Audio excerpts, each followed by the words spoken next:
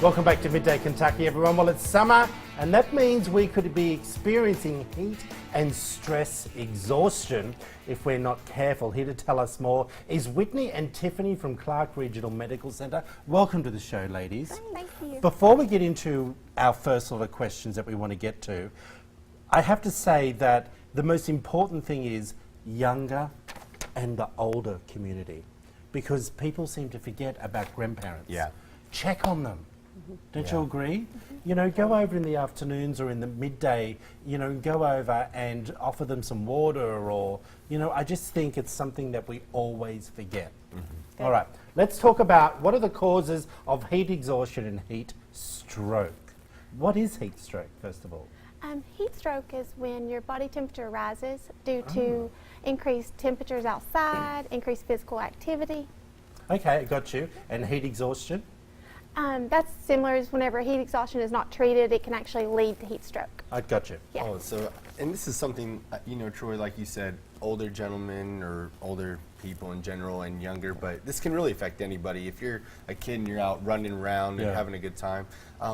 Whitney, what are some of the signs and symptoms people should look for when these things are happening? Sure. So the biggest things are when heat exhaustion or heat stress starts, you're going to notice that maybe you're a little bit having some nausea or some vomiting, actually.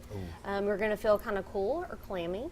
You're going to have some excess sweating and muscle cramps. That's probably one of the most common really? complaints that people complain of with heat stress or heat exhaustion is cramps. Yeah. It's funny you say that because a friend of mine just actually came back from Europe and said one of the students that they went away with had heat stroke while they were walking around Vienna and everything. Just before we get to the next part, what do you do if someone has those symptoms?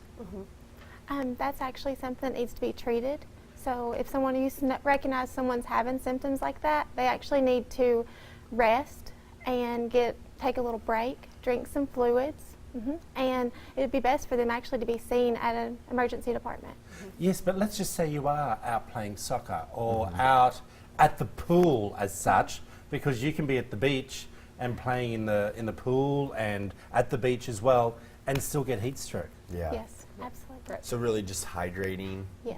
making sure you're just kind of relaxing. Right. Get in the shade, even if you're out in the pool.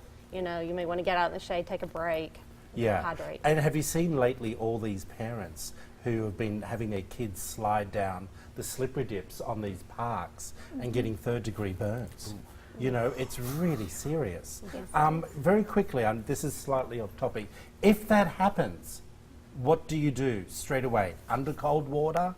Put a cold press on? What can you do? Yeah, you definitely want to decrease their core body temperature, and it would be best to do it with fluids. Try to cool them off with cool rags and damp cloths like you talked about. Okay, I got you. Last question for me is really like, if this doesn't get treated, let's say you think you can push through it, which I think we've all been to, what happens? So definitely, like Tiffany said, you should seek medical attention, go to your nearest emergency department. But if not treated, it can actually lead to a heat stroke. And that can cause some neurological symptoms like a headache. It can actually cause your body temperature to increase to 103, 104, can cause some confusion. So at that point, definitely seek medical attention at your nearest ER. Okay, and how do you feel about, you know, putting the kids under the hose or something along those lines of cooling the child down? I mean, if that's your best resource at the time, you know, obviously something cool, a pool, the water hose is not a bad idea, Yeah. but hydration is so important at that point. I remember my nonna used to give us icy poles. What do you call them here?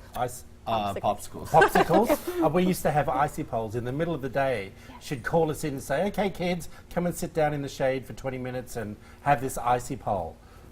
Isn't it funny how you never know what you're doing is actually for a reason? Yeah. If you want to find, we appreciate you. If you want to find out more information about Clark Regional Medical Centre and these incredible nurses and PAs, there's all the information up on the screen. Back in a moment, everyone. You're watching Midday Kentucky.